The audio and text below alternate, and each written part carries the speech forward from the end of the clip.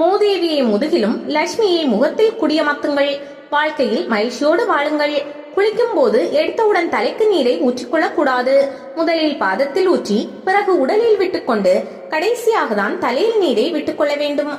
துடைத்துக் கொள்ளும் போது முதலில் தலையை துவட்டக்கூடாது, பின்பக்க முதுகை தான் துவட்ட வேண்டும். நாம் தினமும் குளிக்கும் போது மகாலட்சுமியும் அவரது அக்கா மூதேவியும் வாசலில் காத்து கொண்டு நிற்கிறார்கள். ஒருவருக்கொருவர் போட்டி போட்டுக்கொண்டு நம் உடலில் வந்து அமர்வதற்கு.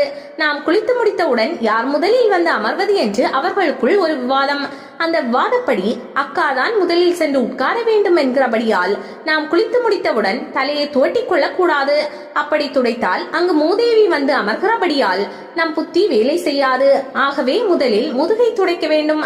அப்போது மூதேவி முதுகில் அமர்வாள். அடுத்தது நம் முகத்தில் மகாலட்சுமி அமர்வாள்.